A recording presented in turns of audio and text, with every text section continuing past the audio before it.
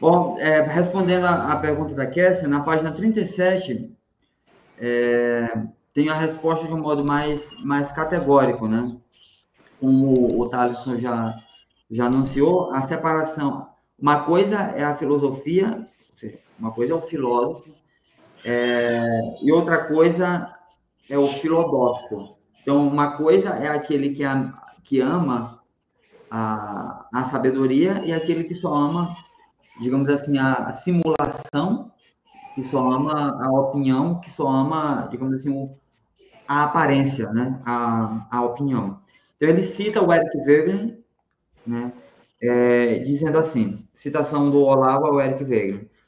Platão criou seus pares de conceitos no curso da sua resistência à sociedade corrupta que o rodeava.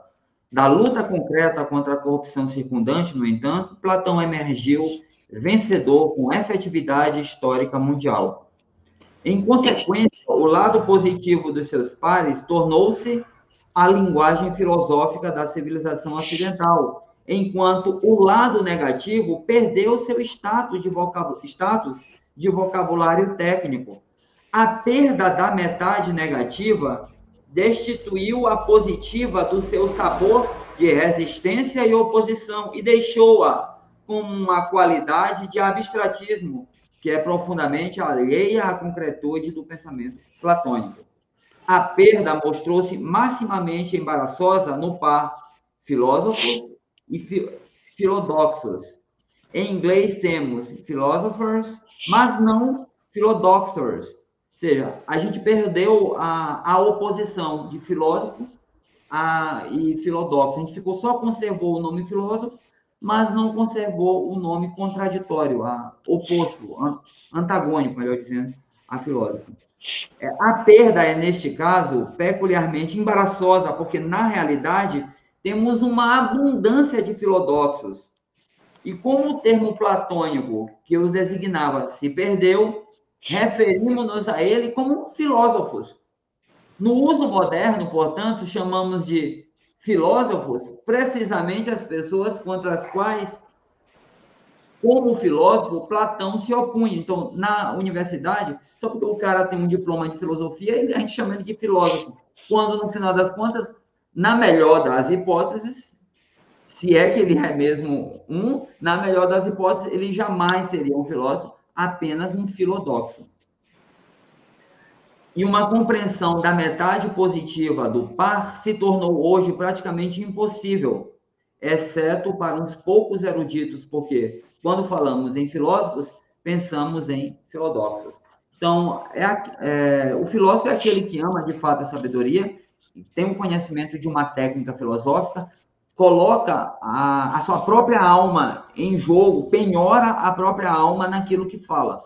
E o filodoxo é aquele que não, em muitos casos, na maior parte dos casos, não faz ideia do que seja a técnica filosófica, só entende de vagabundeio erudito, vagabundeio de ideias, ou seja, as ideias ficam a vagabundear, a vagar, a errar no seu discurso, no seu pensamento, mas não são verdadeiros amantes da filosofia, mas amantes da opinião. Então, a filosofia é isso que fez o Platão e o Sócrates.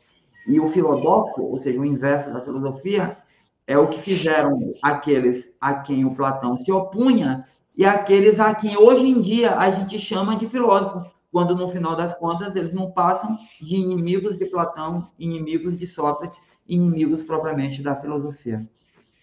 Embora muitos se digam seguidores de Sócrates, de Aristóteles, de Santo Tomás, embora carregam ali um pouco de erudição, mas querem só a aparência externa, querem só aparecer.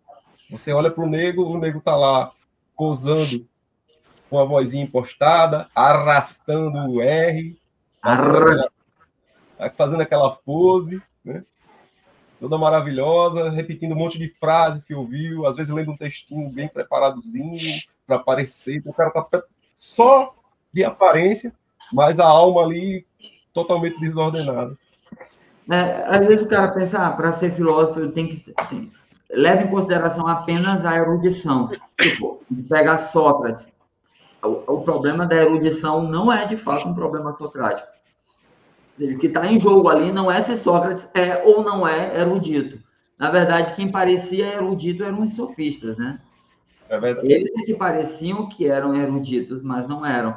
Então, o Sócrates não tem esse problema de se ele é erudito ou não. Não é esse o problema de Sócrates. Então, e ele é um filósofo de verdade.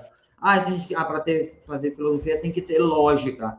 Bom, mas a lógica mesmo foi organizada ali por Aristóteles. Mas antes da organização da lógica, já havia filósofos, tipo Platão e o próprio Sócrates. Então, não é apenas uma questão de lógica. Não é uma questão de erudição. É uma questão de outra coisa. Aí o professor Olavo nos ensina o essencial, né? O método confessional.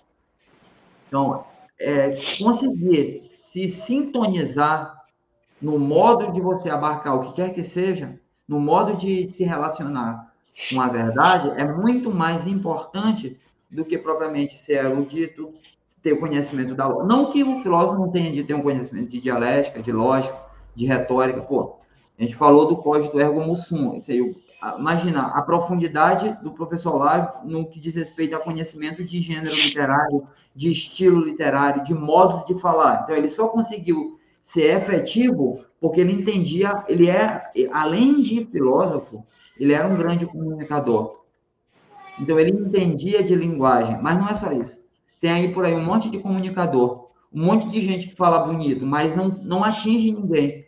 Um monte de gente assim, que está à luz do tomismo, está com a gramática assim, toda afinada, tal, né? Mas não é filósofo. Simples assim. Na melhor das hipóteses, um filodoxo, ou às vezes até abaixo disso. Né?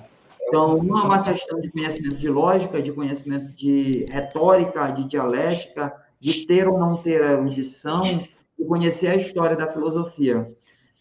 Alguém pode ter tudo isso e não ser filósofo, ser um filodoxo. Na melhor das hipóteses.